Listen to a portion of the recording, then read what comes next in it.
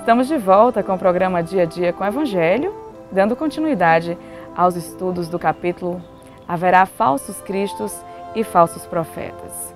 Vamos ficar atentos e tentar buscar as máximas que nos são ofertadas em mais uma passagem desse belíssimo capítulo.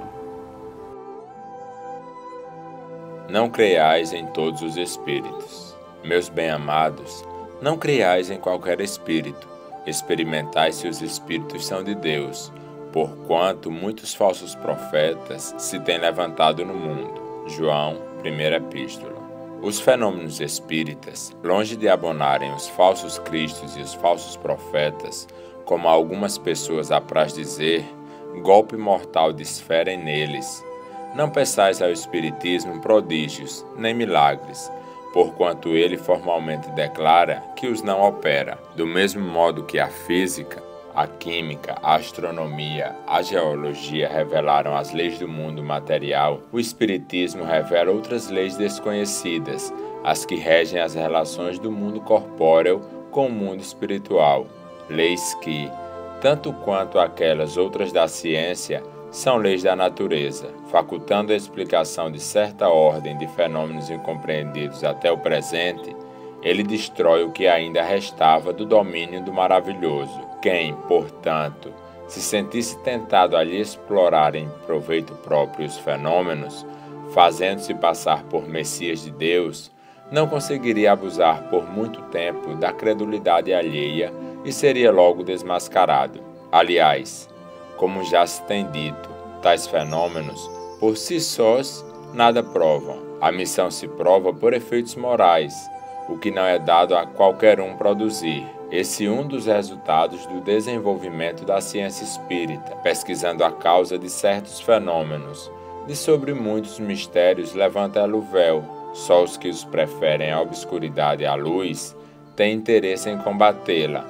Mas a verdade é como o sol, dissipa os mais densos nevoeiros. O Espiritismo revela outra categoria bem mais perigosa de falsos cristos e de falsos profetas, que se encontram não entre os homens, mas entre os desencarnados, a dos espíritos enganadores, hipócritas, orgulhosos e pseudo-sábios, que passaram da terra para a erraticidade e tomam nomes venerados para, sob a máscara de que se cobrem, facilitarem a aceitação das mais singulares e absurdas ideias. Antes que se conhecessem as relações mediúnicas, eles atuavam de maneira menos ostensiva, pela inspiração, pela mediunidade inconsciente, audiente ou falante. É considerável o número dos que, em diversas épocas, mas, sobretudo, nestes últimos tempos, se han apresentado como alguns dos antigos profetas,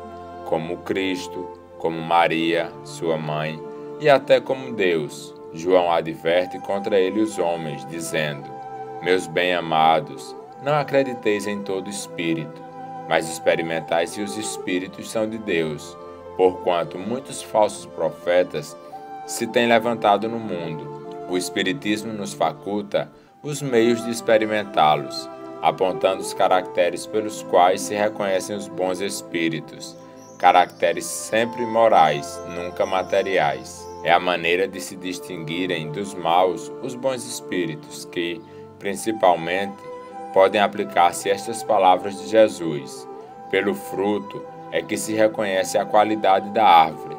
Uma árvore boa não pode produzir maus frutos, e uma árvore má não os pode produzir bons.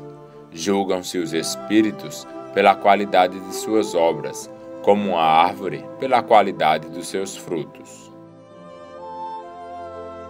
A mensagem que acabamos de escutar nos traz um alerta para que não sejamos infantis, para que não sejamos crédulos ou ingênuos com as coisas espirituais. Da mesma forma que analisamos de forma crítica, de forma intelectualizada, as coisas materiais, devemos dar a mesma atenção para as mensagens que nos chegam dos espíritos, pois, infelizmente, ainda existem os espíritos hipócritas, os pseudo-sábios, aqueles que querem nos enganar, aqueles que tentam nos mostrar um caminho que não é o mais adequado.